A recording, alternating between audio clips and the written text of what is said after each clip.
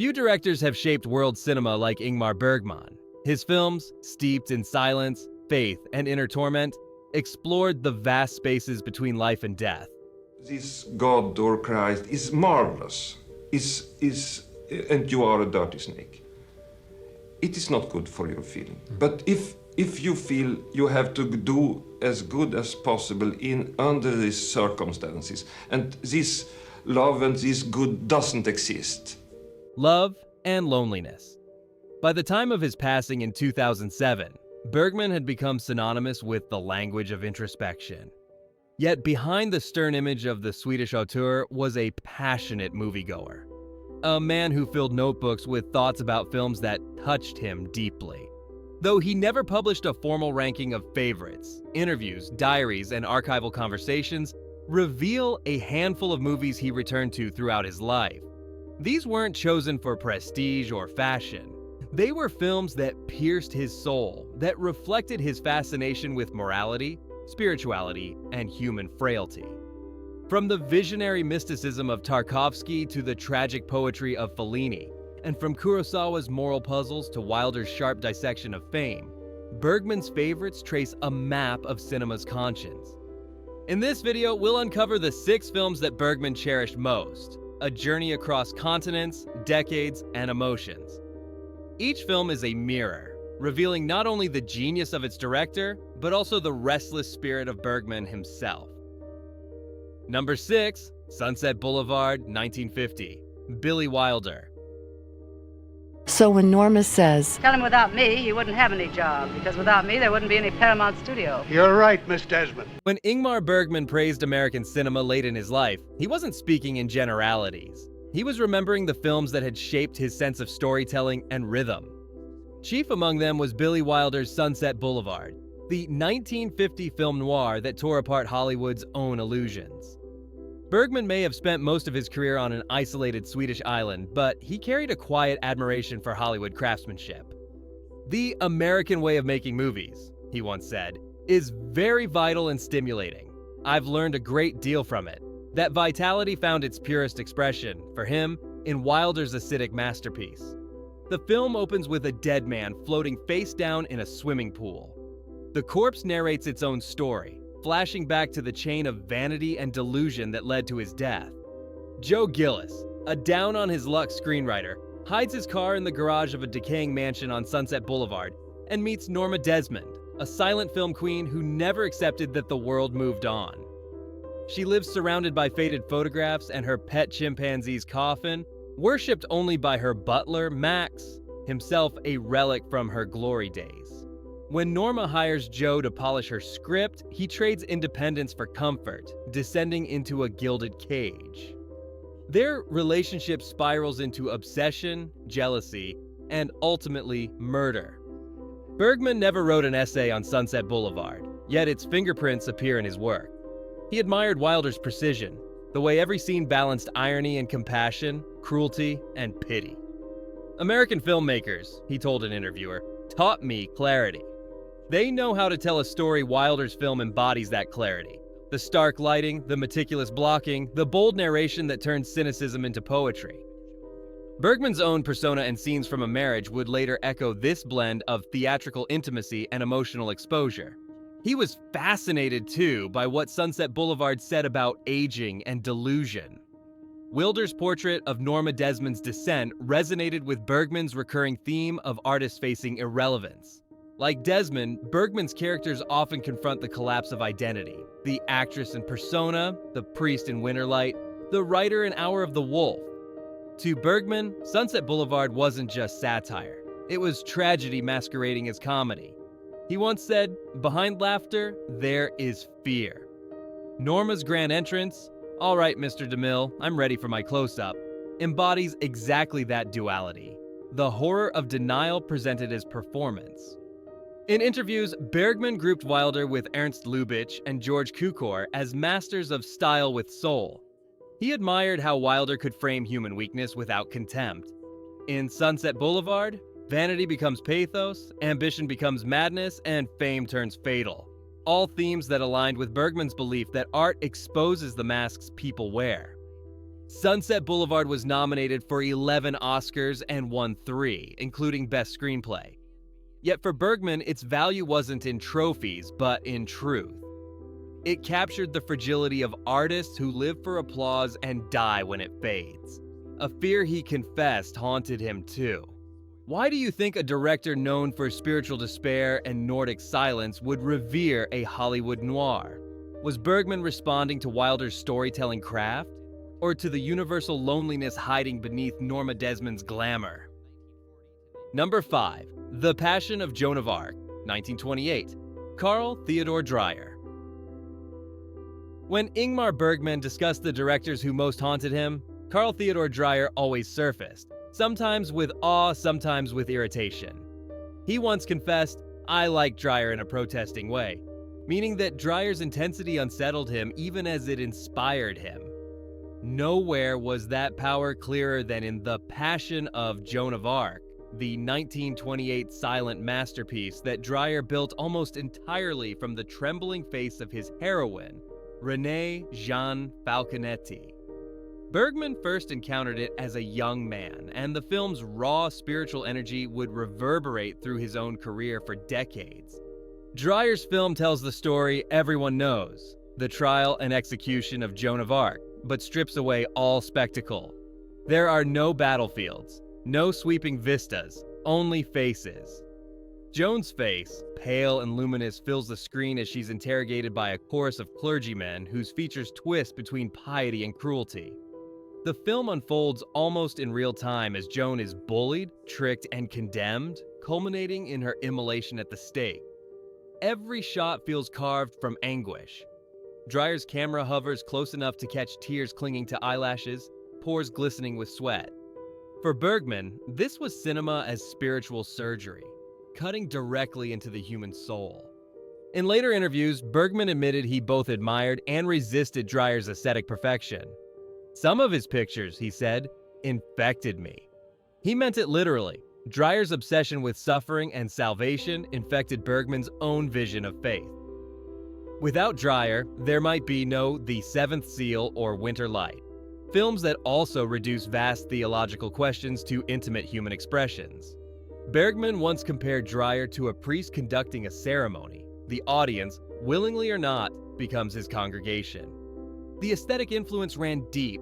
Dreyer's use of stark white sets, absence of makeup, and emphasis on light reflecting off faces shaped Bergman's later collaboration with cinematographer Sven Nykvist. When Bergman began filming close-ups that seemed to trap his actors' souls in the lens, Liv Ullmann's silent gaze and persona, Ingrid Thulin's tearful monologue in Cries and Whispers, he was echoing Dreyer's visual grammar. He later confessed, "After seeing Joan of Arc, I realized what a face could express when stripped of everything else." Bergman also felt a kinship with Dreyer's willingness to confront the divine through doubt. The Passion of Joan of Arc is not about faith rewarded, but faith tested to breaking. Joan's isolation inside her cell mirrors the spiritual loneliness that Bergman's characters would later endure. The priest unable to feel God's presence, the knight facing death's silence. Where Dreyer found transcendence in martyrdom, Bergman found uncertainty. Yet both filmmakers saw doubt as the crucible of belief. By the time Bergman revisited the film in his later years, he described it as unbearably pure. It frightened him because it revealed cinema's ultimate potential, to remove all distractions until only truth remained. Dreyer's unflinching empathy, combined with Falconetti's near-mythic performance, convinced him that acting could achieve the sacred. The Passion of Joan of Arc is often screened with live choral accompaniment, but Bergman preferred it in silence. "It is like watching prayer itself," he told a colleague. The film, for him, transcended dialogue or sound. It was the closest cinema ever came to capturing the mystery of faith. How does Dreyer's unrelenting focus on Joan's face make you feel? Compassionate, uncomfortable, or both? And do you think Bergman's fascination with suffering was a continuation of Dreyer's pursuit of grace through pain? Number 4. The Phantom Carriage, 1921. Victor Sjostrom.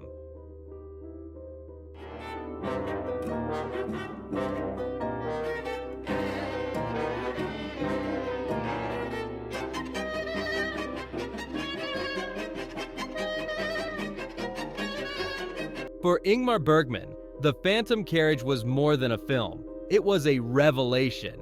He first saw Victor Sjostrom's 1921 silent masterpiece as a boy of 12 or 13, sitting in a dark Swedish cinema long before he dreamed of directing himself. The story terrified him, mystified him, and moved him all at once. David Holm, a violent alcoholic, mocks the story until he's struck down at midnight and learns it is true.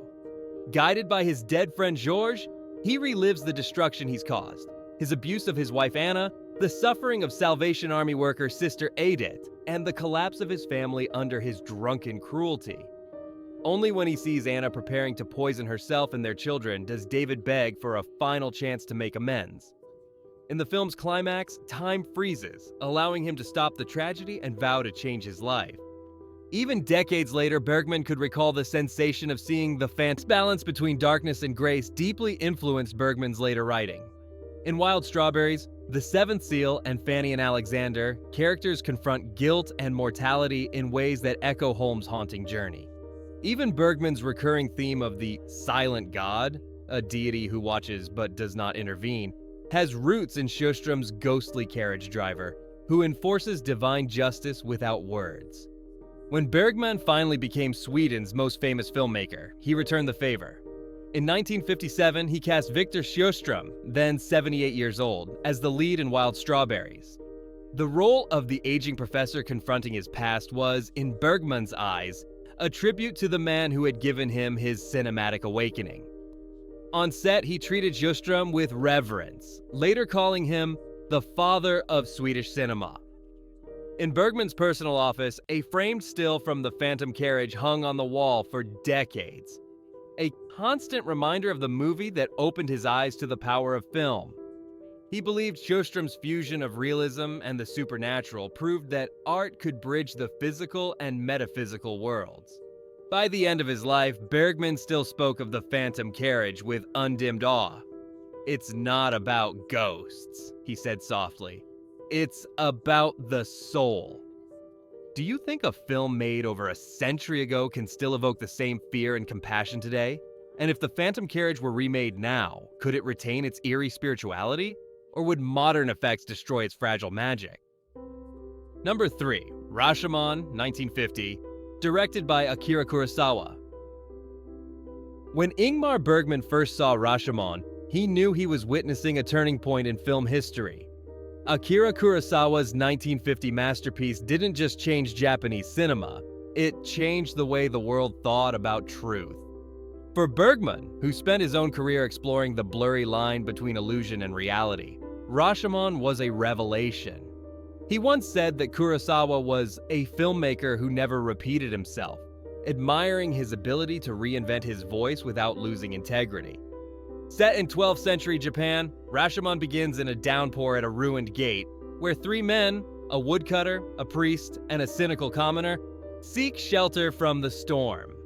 They recount a shocking crime. A samurai has been found dead, and his wife has been assaulted. What follows are 4 conflicting testimonies, from the bandit Tajomaru, from the wife, from the dead samurai, through a medium, and finally from the woodcutter himself. Each version contradicts the others, revealing how pride, shame, and ego distort memory.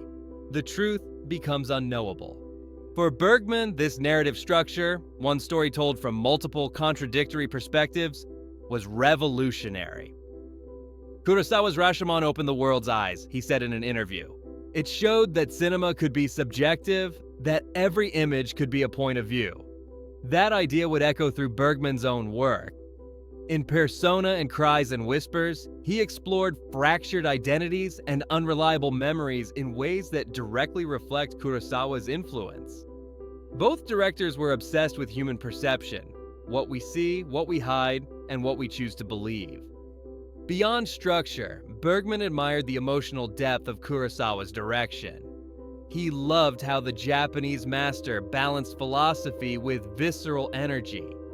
The dazzling sunlight through the forest canopy, the shifting camera angles, and the bold editing rhythm all gave the film a hallucinatory intensity.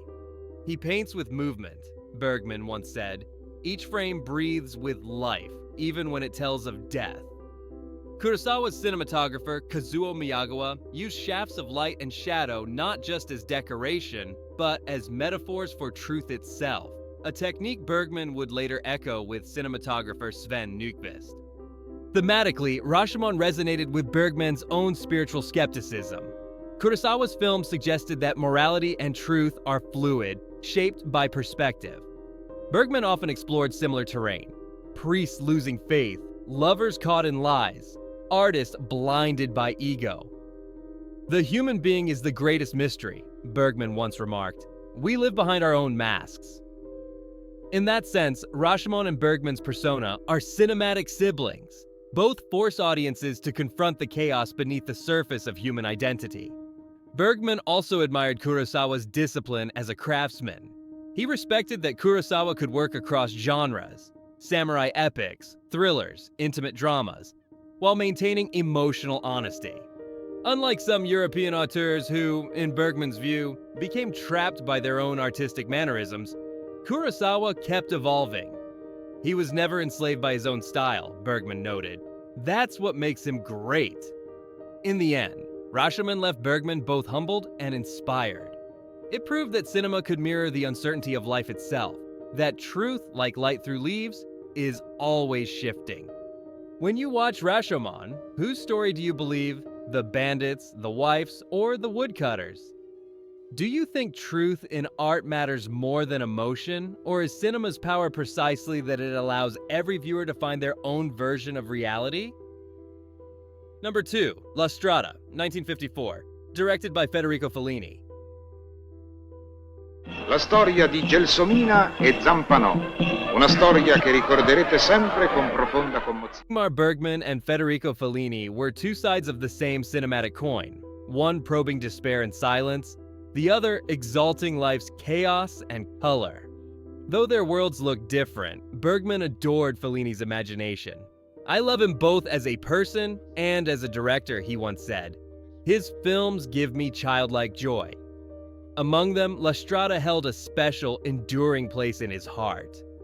Released in 1954, Fellini's bittersweet parable tells the story of Gelsomina, a simple young woman sold by her mother to the cruel strongman Zampano. The two travel Italy's backroads performing circus acts for coins. Gelsomina's innocence collides with Zampano's brutality, but her purity also touches those around her, especially Il Matto, a carefree tightrope clown who believes everything has meaning, even a pebble on the road.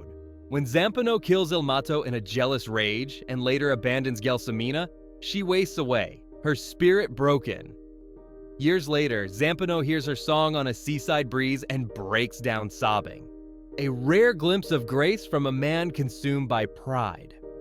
For Bergman, La Strada was far more than a melodrama. It was an act of faith in humanity. He often revisited it late in life, saying it restored his belief that cinema could still move him. Fellini's fusion of tragedy and innocence struck a chord with the Swedish master, whose own films often hover between cruelty and compassion. Fellini's world, Bergman wrote, is the world of the soul, terrifying, beautiful, and absurd. Bergman once joked that Fellini lived closer to heaven, while he himself dwelled in the cellars of the soul. Watching La Strada, he admired how Fellini transformed pain into poetry without cynicism. Gelsomina's haunting trumpet theme, composed by Nino Rota, embodied for Bergman the possibility of redemption through art, that music could express what dialogue never could. Their friendship was real as well as artistic. The two met at festivals and exchanged letters of admiration. Fellini once said that if he ever got lost in his own fantasies, Bergman's discipline would bring him back to earth. Bergman, meanwhile, admitted that Fellini reminded him not to fear wonder.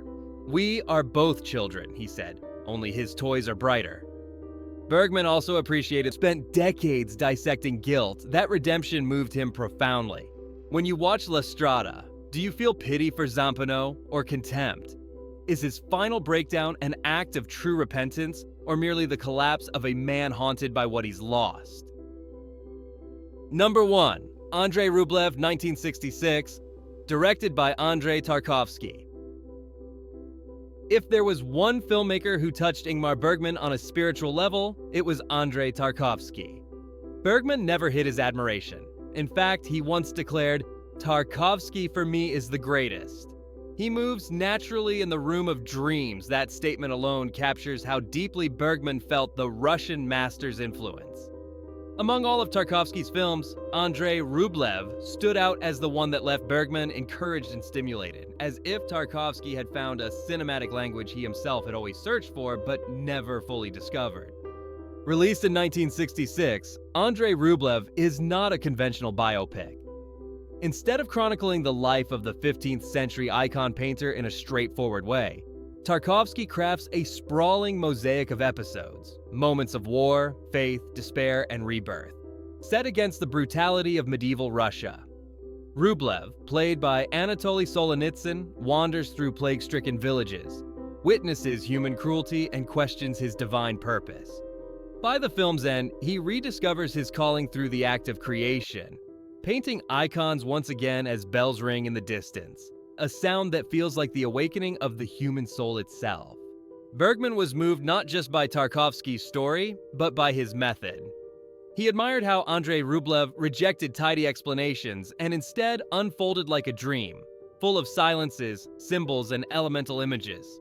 Fire, rain, and light breaking through clouds. Film, Bergman said, is closest to music and to dreams, and Tarkovsky seemed to prove it. He once told a journalist that Tarkovsky's work liberated him. It reminded him that film could be pure poetry without apology. In Bergman's eyes, Andrei Rublev expressed everything he had tried to explore throughout his own career. The struggle between faith and doubt, art and responsibility, guilt and grace. Tarkovsky's monk, like Bergman's priests in Winter Light or the painter in The Seventh Seal, confronts the silence of God. But unlike them, Rublev ultimately finds peace through creation. For Bergman, that message was deeply comforting. "Tarkovsky gives me faith in cinema again," he once confessed. The film's visual grandeur also impressed him. Tarkovsky's long takes and meditative pacing were the polar opposite of Hollywood cutting styles, yet every frame felt alive. Bergman admired how Tarkovsky could film something as simple as wind rippling through grass and make it feel transcendent.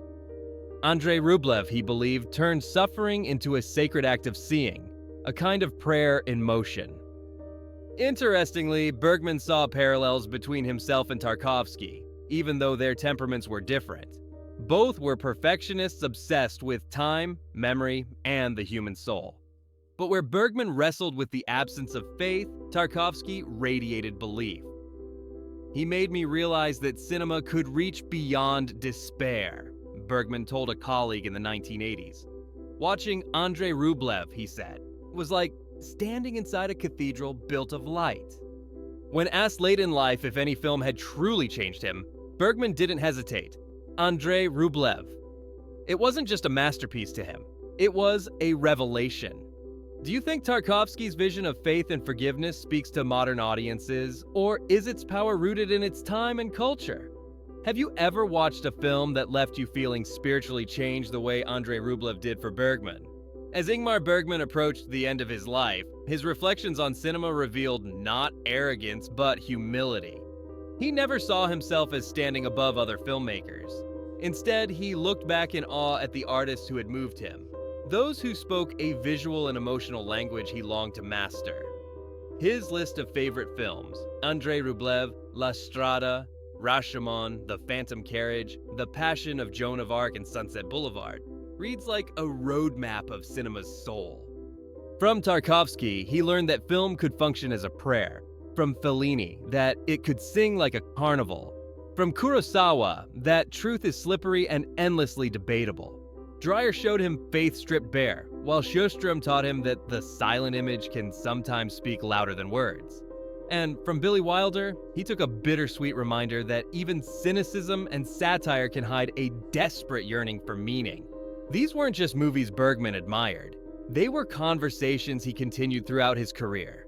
You can feel The Phantom Carriage echoing through Wild Strawberries, La Strada in Through a Glass Darkly, and Andrei Rublev in Fanny and Alexander. Each film he loved was a mirror reflecting his obsessions, the loneliness of faith, the fragility of art, the terror and beauty of human connection. Bergman often said that when he died, he hoped to wake up in a movie theater showing films by the masters he admired. Perhaps, in a way, that's exactly what happened. His spirit forever seated among the flickering lights of cinema's history, watching and learning.